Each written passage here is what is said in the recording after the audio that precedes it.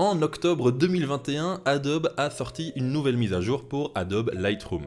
Et c'était pas une petite mise à jour. Dans ce 19e épisode de Mardi c'est Lightroom, on va voir tous les changements qui ont été impliqués grâce à cette mise à jour.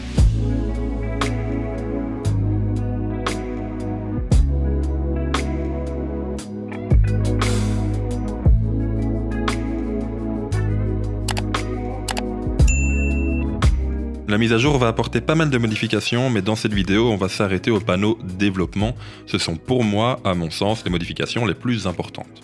Et le plus important va se trouver ici au-dessus.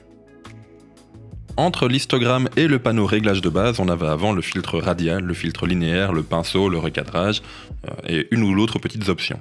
Elles ont été modifiées, regroupées et déplacées pour certaines. Le recadrage premièrement n'a pas énormément changé, la suppression des défauts non plus, la correction des yeux rouges non plus, mais c'est dans ce dernier panneau, le masquage, qu'on a le plus de modifications et d'ajouts. On va les faire dans l'ordre et vous allez voir que pour certaines options, ce sont des options qui étaient déjà présentes dans d'autres programmes comme Adobe Photoshop. En premier, on a sélectionné un sujet ou sélectionné le ciel. Je vous ai pris quelques photos exemples ici pour vous montrer un peu l'impact de ces différents réglages.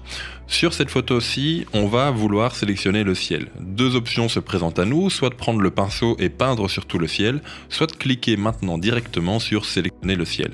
Je le laisse du coup en temps réel et on peut voir qu'en quelques secondes à peine, Adobe Lightroom peut détecter le ciel et directement créer un masque sur le ciel, masque qui est plutôt très précis. On peut le voir ici maintenant, l'ajout des masques dans Adobe Lightroom nous rappelle fortement l'ajout des masques dans Adobe Photoshop. Le travail avec les masques, c'est un travail qui est très simple. Il faut juste s'imaginer voir les masques un petit peu en 3D, un petit peu comme si on prenait différentes feuilles devant nous. Le masque qui est le plus en bas va être impacté par le masque qui est juste au-dessus, lui-même sera impacté par un troisième masque juste au-dessus, etc. Bref, on va le montrer ici dans cette vidéo. Donc on peut voir ici qu'en sélectionnant le ciel, en appuyant sur ce bouton-là, Adobe Lightroom sait directement comment gérer le ciel. Ici j'appuie sur afficher l'incrustation, mais on peut très vite le retirer et pouvoir gérer le ciel ensuite indépendamment du reste de l'image. Et ça, c'est vraiment génial. On peut également, avec un clic droit, renommer ce masque. Ce qui est très important si je viens jouer avec beaucoup de masques. Si j'en ai un ou deux, je peux faire la différence et retenir que le 1 c'est le ciel et que le 2 c'est peut-être un bâtiment. Mais lorsque je vais commencer à créer 5, 6, voire même 10 ou 15 masques, je vous conseille grandement de les renommer pour vous y retrouver. On peut, en cliquant droit dessus ou en cliquant sur les trois petits points à côté, venir afficher quelques options de ce masque. On a d'abord l'option renommer qu'on a déjà fait, l'intersection du masque, le dupliquer, le masquer, le supprimer ou supprimer tous les masques. Dupliquer va venir ajouter le même masque que celui que vous venez de choisir. Ici dans l'exemple, je peux dupliquer le masque ciel et dans mon exemple, ça va appliquer 2 fois les options d'exposition et de contraste dans mon ciel. Le bouton supprimer pour en enlever un.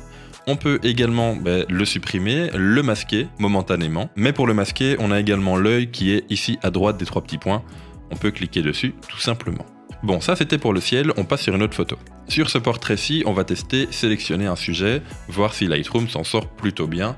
Et il faut bien avouer que oui, il s'en sort plutôt bien, le détourage est vraiment très bon. On va regarder un peu au niveau des cheveux également, mais Lightroom fait vraiment ici un très bon travail. Ouais, chapeau. Pareil du coup que pour le ciel, je vous invite à le renommer et vous pouvez tout simplement changer les réglages juste par rapport à ce masque. Dans l'exemple ici, c'est le sujet de la photo. On peut venir dans ce masque, venir ajouter quelque chose au masquage ou venir en soustraire. Pour en ajouter, on a de nouveau un menu déroulant avec un sujet, ciel, pinceau, linéaire, radial, etc. Imaginons que je veux appliquer des options sur mon portrait, mais également, ce qui n'aura aucun sens, on est bien d'accord, mais pour l'exemple, sur l'arbre ici en haut à droite, je peux venir sélectionner un sujet comme je viens de le faire, ajouter avec le pinceau, un peu plus petit, voilà, ajouter au masque du coup l'arbre ici en haut à droite. On a donc maintenant les réglages qui vont venir s'appliquer de la même manière sur tout le masque, soit sur le sujet et sur le tronc d'arbre ici derrière. Et à l'inverse, on peut venir soustraire du masque une information qu'on n'a pas envie d'avoir. Imaginons que lorsque je fais sélectionner un sujet, Lightroom bug un peu, plante un petit peu et me choisit l'arbre ici. Je peux venir soustraire, utiliser le pinceau et venir l'enlever du masque. Ou tout simplement dans mon cas, si je ne veux pas que le sac soit dans le masquage avec le sujet, je peux venir l'enlever également. Ce qui va demander un peu plus de travail, je vais le faire grossièrement ici. Dans ce cas-ci, on peut voir que du coup on peut baisser l'exposition et le sac ne sera pas pris en compte. Je prends une autre photo que vous avez également déjà vue dans un autre épisode de Mardi c'est Lightroom. Dans le masquage, dans le panneau masquage, en plus de sujet et ciel, on a les 3 options que vous connaissez déjà auparavant, le pinceau, le dégradé linéaire et le dégradé radial. Ceux-là, je ne vais pas vous les montrer, vous les connaissez déjà. On a 2 autres options ici, gamme de couleurs et de luminance, qui sont très intéressantes et qui à ma connaissance n'étaient pas présents dans les anciennes versions de Lightroom.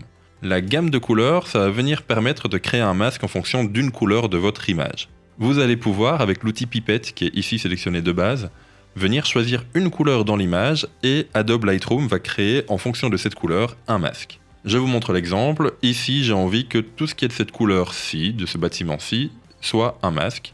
Je clique dessus et on peut voir que directement, Lightroom a créé un masque avec cette couleur-là, cette couleur qui est présente sur tout le bâtiment. Donc je peux venir maintenant baisser l'exposition sur toute la même couleur. Je peux également faire ça en fonction de la luminance, de la lumière de mon image. Si j'ai envie de créer un masque uniquement en fonction de certaines zones de lumière dans mon image, je clique sur gamme de luminance et de la même manière avec le même outil, Adobe Lightroom va venir créer un masque en fonction de la lumière que vous allez lui indiquer. Ici, je vais utiliser le ciel comme exemple, je clique dessus et on peut voir que ici, Adobe Lightroom est vachement moins précis que dans les autres options. À moi du coup de gérer ce réglage avec cet outil-ci. Je vous invite grandement, je trouve ça beaucoup plus visuel et moi ça m'aide énormément d'afficher la carte de luminance. De base, Lightroom prend en compte le ciel et va déborder un peu plus sur la luminosité des bâtiments sur le côté. Et au niveau de la luminosité, c'est pas toujours simple de correctement le voir sur votre image. Ici, en affichant la carte de luminance, il va remplacer les couleurs sélectionnées par le rouge et va passer le reste de l'image en noir et blanc. Donc, vous l'aurez compris, ce que je veux être sélectionné, c'est uniquement le ciel, et donc je ne veux que le ciel en rouge, pas le reste du bâtiment. Et donc je viens simplement gérer ici le réglage, voilà, de façon à avoir le ciel en rouge. Hop, et de cette manière-là, je peux venir baisser un petit peu l'exposition ou l'augmenter seulement sur le masque qui a été sélectionné. On peut voir que j'ai pas été très dans les détails, parce que quand je vais baisser l'exposition, on peut voir qu'il y a une partie du bâtiment également qui va être affectée. Bien évidemment, ici c'est un exemple, dans vos images, je vous invite à être le plus précis possible. Voilà un rapide tour des nouvelles modifications proposées par cette mise à jour d'Adobe Lightroom Classic 11, qui a été lancée en octobre 2021. Comme réel ajout, comme grosse nouveauté, on a du coup l'implémentation de calques, de masques dans Adobe Lightroom, qui était un réglage beaucoup plus réservé auparavant à Photoshop. Ok, j'espère que tu auras aimé la vidéo. Si c'est le cas, n'hésite pas à laisser un j'aime, un commentaire et pourquoi pas à venir t'inscrire au groupe Facebook Le Mardi c'est Lightroom de façon à être tenu au courant des nouvelles sorties de vidéos. Nous on se retrouve mardi prochain à 10 h pour un nouvel épisode de formation. En attendant, sors, fais des photos mais surtout fais ce que tu aimes. Et puis à mardi prochain tout le monde. Ciao.